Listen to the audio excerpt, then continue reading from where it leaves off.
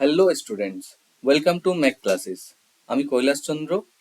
আমাদের এই ইউটিউব চ্যানেলে এনটিএ ইউজিসি নেট এর প্রিভিয়াস ইয়ারের কোশ্চেন অ্যানালিসিস করা হচ্ছে, যেখানে আজ আমি 21 আগস্ট 2024 ফার্স্ট শিফটের ম্যাথমেটিক্যাল রিজনিং এর কোশ্চেন অ্যানালিসিস খুবই সহজ পদ্ধতিতে এবং খুবই কম সময়ে তোমাদের শেখাবো। তাহলে আমরা প্রথম কোশ্চেন দেখি। প্রথম কোশ্চেনে কি বলা হয়েছে? Working 9 hours a day, 12% complete a work in 25 days. Full stop. Working 6 hours a day, 15% can do the same work in what? তার মানে কি? প্রতিদিন 9 ঘন্টা করে কাজ করে 12 জন লোক একটি কাজ 25 দিনে কমপ্লিট করে। কোশ্চেনে বলা হয়েছে প্রতিদিন 6 ঘন্টা করে কাজ করে 15 জন লোক সেই কাজটি কত দিনে কমপ্লিট করতে পারবে। অঙ্কটি খুবই সিম্পল। এখানে কি করব? আমাদের যা নিয়ম রয়েছে, অঙ্কের যা বেসিক নিয়ম, সেই সমস্ত কিছু নিয়ম তোমরা ছেড়ে দাও, তোমাদের কিচ্ছু নিয়ম বোঝার দরকার নেই। আমাদের কি এখানে খুব কম সময়ে অঙ্কটি করতে হবে। তা আমরা কি দেখবো, এখানে কটা ভেরিয়েবল রয়েছে? এখানে দেখতে পাচ্ছি আমরা 3টি ভেরিয়েবল রয়েছে। ফার্স্ট ভেরিয়েবল কি রয়েছে? Working hours per day. Second variable কি রয়েছে? পার্সেন্ট। আর থার্ড ভেরিয়েবল কি রয়েছে?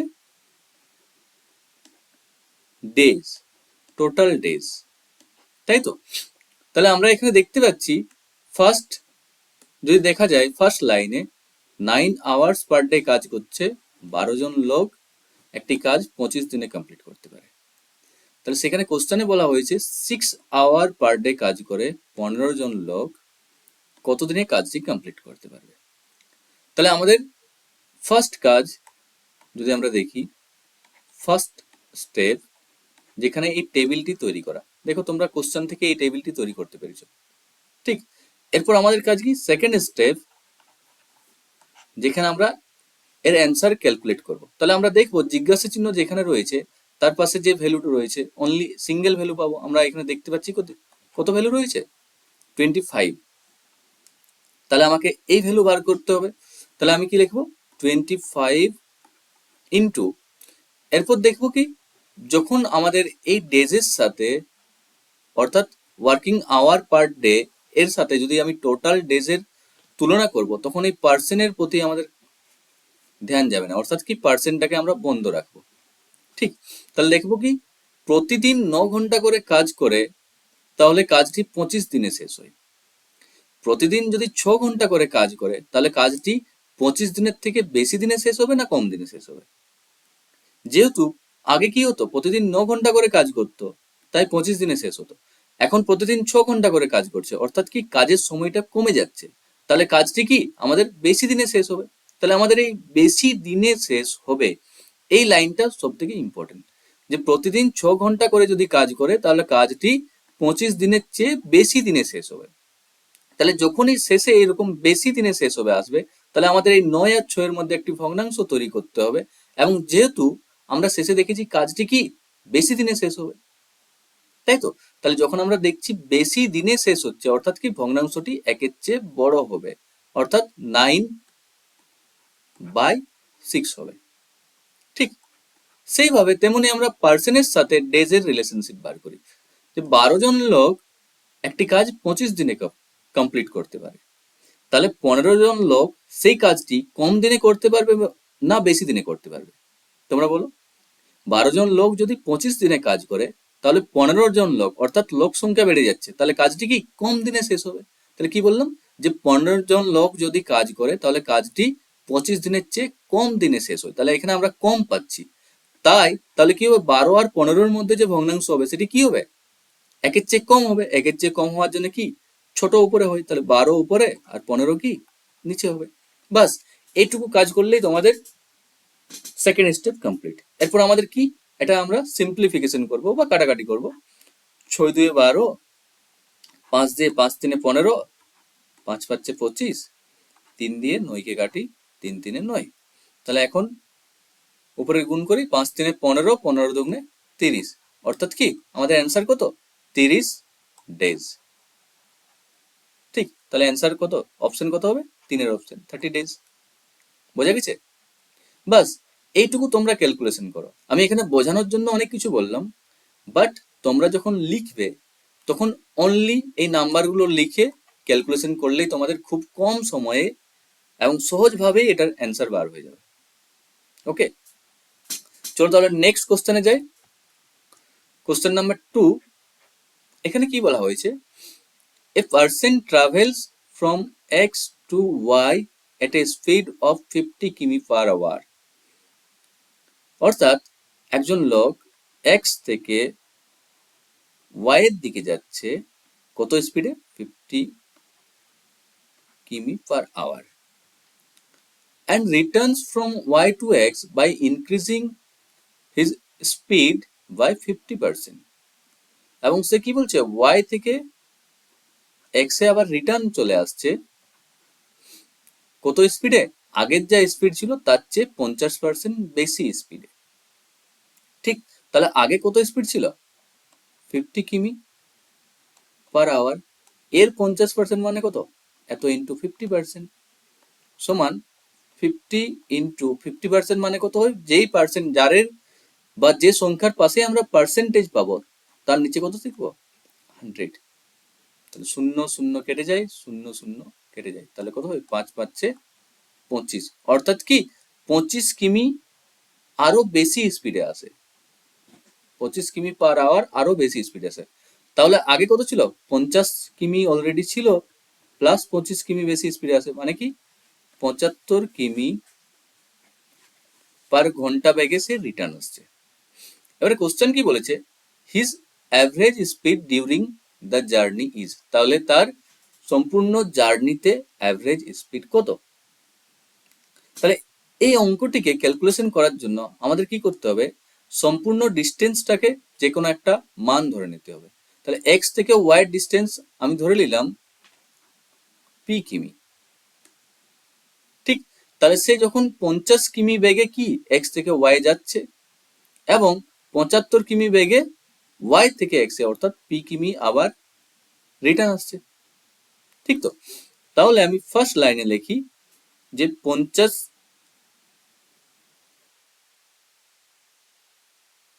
কিমি যায় 1 ঘন্টাতে, 1 কিমি যায় 1/50 ঘন্টাতে, তাহলে পি কিমি যায় 1/50 ইন্টু পি, অর্থাৎ কি p/50 ঘন্টাতে। ঠিক, তাহলে এটা হলো কি যাওয়ার সময়। যদি আমরা আসার সময় দেখি, যখন সে রিটার্ন আসে তখন কি আসে, তখন তার স্পিড কত হয়ে যায়, 75 কিমি পার আওয়ার, অর্থাৎ কি 75 কিমি রিটার্ন আসে 1 আওয়ারে, 1 কিমি রিটার্ন আসে কত, 1/75 আওয়ারে, এবং পি কিমি রিটার্ন আসে কত, 1/75 ইন্টু পি সমান কি p/75 আওয়ারে। তাহলে আমরা দেখলাম যাওয়ার সময় তার সময় লাগে p/50 এবং আসার সময় তার সময় লাগে p/75 ঘন্টা। তাহলে টোটাল কত সময় লাগে তার যাতায়াতে, টোটাল কত সময় লাগে, p/50 প্লাস p/75। তাহলে এখানে 50 আর 75 যদি আমরা লসাগু করি তাহলে কত হয়, তোমরা লসাগু করে দেখো, এর লসাগু হবে 150। তাহলে 50 এর সাথে কত গুণ করলে 150, 3 ইন্টু পি অর্থাৎ 3p। আবার 75 এর সাথে কত গুণ করলে 150 হয়, 2, তাহলে 2 ইন্টু পি অর্থাৎ 2p। তাহলে 2p প্লাস 3p অর্থাৎ কি 5p/150। তাহলে 5p কে 150 দ্বারা যদি কাটা হয় তাহলে 30, অর্থাৎ কি p/30 আওয়ার টোটাল। এই সময়টা লাগছে কি তার যাতায়াত করাতে, এবং সে যাতায়াত করাতে টোটাল কত কিমি ডিস্টেন্স যায়, যাতায়াতের টোটাল ডিস্টেন্স কত, p প্লাস p অর্থাৎ কি 2p কিমি। ঠিক, তাহলে তার টোটাল সময় লাগছে p/30 আওয়ার্স এবং টোটাল ডিস্টেন্স কত 2p কিমি।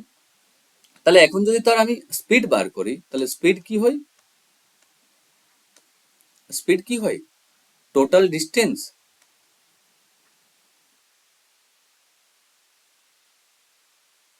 By total time.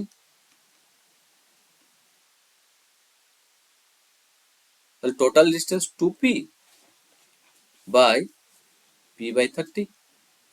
ঠিক, তাহলে এখানে কি হয়? p আর p এ কেটে যায়, তাহলে 2 × 30 অর্থাৎ কি 60 কিমি পার আওয়ার। বোঝা গেছে? অনেকে হয়তো এই জায়গাটা বুঝতে পারছে না, আমি এই জায়গাটা আবার সহজভাবে বুঝিয়ে বলি। এই জায়গাটা আমি এখানে উপরে দেখাই। কি ছিল? 2p by p/30। তাহলে 2p অর্থাৎ কি 2p, তার নিচে 1 রয়েছে, ডিভাইডেড বাই p/30।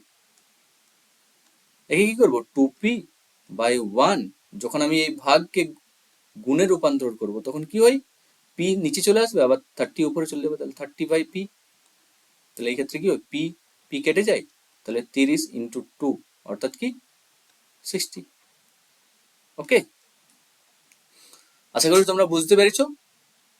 ঠিক, তাহলে এইভাবে এই অঙ্কের সমাধান করা যাবে, এবং পদ্ধতিটি খুব সহজ পদ্ধতি। চলো আমরা নেক্সট অঙ্কে চলে যাই। এখানে দেখো কোডিং সংক্রান্ত, কোডিং ডিকোডিং। তাহলে কোশ্চেন নাম্বার 3 তে দেওয়া আছে, in a certain coding language if the word STORK is coded as VQRON, then the word TIRED will be coded as। তাহলে এক্ষেত্রে কি করব? আমরা যখনই এরকম কোডিং অঙ্ক পাবো, তাহলে আমাদের প্রাইমারি কাজ কি? আমরা অ্যালফাবেট গুলোকে লিখে নেব, ABCDEFGHIJKLMNOPQRSTUVWXYZ।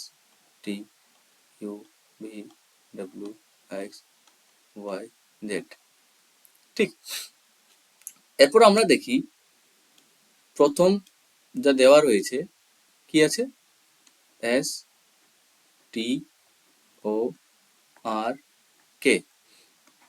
STORK, এর কোড কি রয়েছে? VQRON। তাহলে এখানে কি, এখানে আমাদের উপরের যা ওয়ার্ড দেওয়া রয়েছে STORK, এর কোড রয়েছে VQRON। তাহলে এখানে আমাদের এর সাথে রিলেশনশিপ বার করতে হবে। তাহলে এস এর জায়গাতে কি হয়েছে? ভি হয়েছে। তাহলে আমরা দেখি এস কোথায় ছিল? এস এখানে ছিল, এস এর জায়গাতে কি হয়েছে? ভি হয়েছে, অর্থাৎ কি এস এর থেকে দুটো ঘর ডান দিকে গিয়ে ভি হয়েছে। ঠিক, তাহলে দুটো ঘর ডান দিকে যাওয়া, আমরা সংখ্যা রেখার যেমন যোগ করেছিলাম, ডান দিকে যাওয়া সেটাকে বলে প্লাস, আর বাম দিকে যাওয়া সেটাকে বলে মাইনাস। তাহলে আমরা কি করবো? দুটো ঘর প্লাস হয়েছে এখানে। ঠিক, টি থেকে কিউতে যদি যাই, তাহলে টি থেকে কিউ অর্থাৎ কি বাম দিকে এসেছে দুটো ঘর, আর এস এই দুটো ঘর পার করে কিউতে এসছে বাম দিকে, অর্থাৎ কি -2 হয়েছে। বাম দিকে যাওয়া মানে কি -2। তেমনি যদি আমরা দেখি ও থেকে আর, পরেরটাতে ও থেকে আর, এখানেও দেখছি আবার কি হয়েছে? দুটো ঘর চলে এসছে কোন দিকে? ডান দিকে, তার মানে কি ও থেকে আর হয়েছে কি +2। তাহলে এভাবে যদি আমরা দেখি আর থেকে ও, অর্থাৎ কি রিটার্ন আবার গেছে আর থেকে ও, তার মানে কি -2 হয়েছে এখানে। এবং কে থেকে এন, আমরা যদি দেখি কে থেকে এন, অর্থাৎ কি এখানে এসছে, তাহলে এল এবং এম এই দুটো ঘর পার করে ডান দিকে এসছে, অর্থাৎ এখানে কি হয়েছে? +2। তাহলে তার মানে কি আমরা এখানে একটা প্যাটার্ন দেখতে পাচ্ছি, +2 -2 +2 -2 +2। তাহলে এই সিমিলার প্যাটার্নটি পরের যা ওয়ার্ড রয়েছে TIRED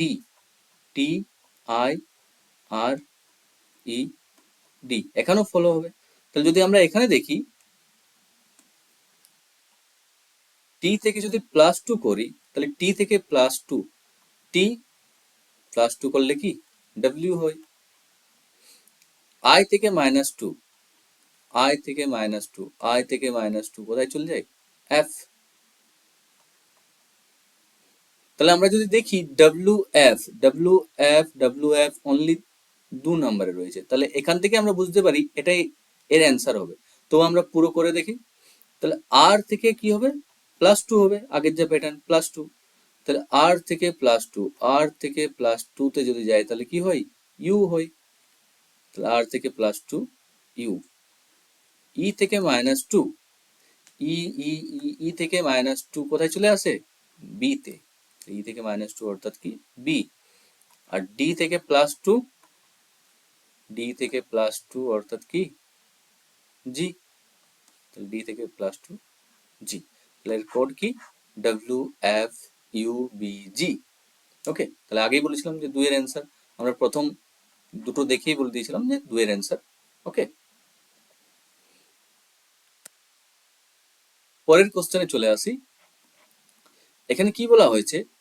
3 successive discount of 30% on a mark price of an item are together equivalent to a, অর্থাৎ কি কোন একটা মার্ক প্রাইস করা জিনিসের উপর যদি পরপর 3 বার 30% করে ডিসকাউন্ট দেওয়া হয় তাহলে টোটাল ডিসকাউন্ট কত হবে?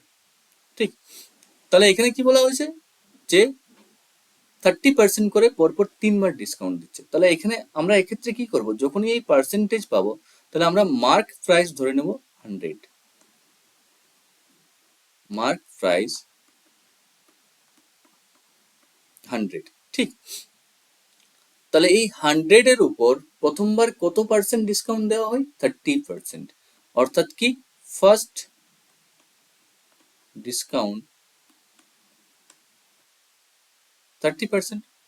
অর্থাৎ কি 100 এর 30% বলতে কি 30, 100 এর মধ্যে 30%, তার মানে কি 30। তাহলে 100 থেকে যদি 30 চলে যায় তাহলে কত থাকে? 70। এটা কি নাও প্রাইস। তার ডিসকাউন্ট কত হয়েছে? 30 রুপিস, এটা ডিসকাউন্ট। ঠিক, যখন সেকেন্ড ডিসকাউন্ট দিচ্ছে তখন কত ডিসকাউন্ট দিচ্ছে? আবার 30%। কার উপর? এখন পড়ে কত আছে? 70 রুপিস, অর্থাৎ 70 টাকা। তাহলে তার উপর 30% ইন্টু 70 অর্থাৎ কি 30/100 ইন্টু 70। 0 0 0 0 কেটে যায়, অর্থাৎ কি 21 রুপিস কি হচ্ছে? ডিসকাউন্ট দিচ্ছে। আবার এখানেও ডিসকাউন্ট হলো সেকেন্ড ধাপে 21 রুপিস ডিসকাউন্ট। তাহলে এখন প্রাইস কি হবে? নাও প্রাইস কি হবে? আগে ছিল 70 আর -21 হয়ে যাবে। তাহলে 70 থেকে যদি 21 চলে যায় তাহলে 1 আচ্ছা 10 বলা ভাই কত দিলে? 9 দিলে, হাত থেকে 1, 2 একে 3, 3 আছে 7, 4 দিলে 49 রুপিস। এটা হলো নাও। অর্থাৎ কি সেকেন্ড ডিসকাউন্টের পর এর ভ্যালু কত হয়েছে? 49 রুপিস। থার্ড অর্থাৎ 3 বার, থার্ডে আবার 30% ডিসকাউন্ট দেয়। কার উপর? যা প্রাইস পড়ে রয়েছে, কত রয়েছে? 49 রুপিস। তাহলে 49 এর 30% ডিসকাউন্ট অর্থাৎ কি 30/100 ইন্টু 49। 0 0 কেটে যায়, তাহলে কত হয়? 3 ইন্টু 49, 3 9 27 থেকে 2, 4 3 12, 2 14 বাই 10 অর্থাৎ কি 40.7। তাহলে 40.7 রুপিস কি হয়? আবার ডিসকাউন্ট হয় থার্ড বারে। ঠিক, তাহলে এখন পড়ে আছে কত? 40.7 আবার মাইনাস হয়ে যাবে কত থেকে? 49 থেকে। তাহলে 49 তার মানে কি 49.0। তাহলে 7 10 কত দিলে? 3 দিলে, হাতে থেকে 1, 4 একে 5, 5 আছে 9 যাবে কত দিলে? 4 দিলে, 1 আছে 4 কত? 3 দিলে, অর্থাৎ কি 34.3 রুপিস এখন হয়ে যায় নাও। তাহলে একদম পূর্বে আমাদের কত ভ্যালু ছিল? মার্ক প্রাইস 100, যার উপর 3 বার 30% করে ডিসকাউন্ট দেওয়ার পর যার প্রাইস কত হয়? 34.3 রুপিস। তাহলে টোটাল ডিসকাউন্ট কত হয়?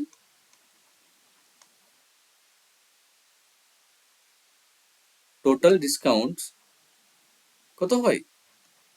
100 মাইনাস 34.3, অর্থাৎ 100 থেকে যদি 34.3 চলে যায় তাহলে কত থাকে 65.7%, বা যদি এটা রুপিস হতো তাহলে 65.7 রুপিস।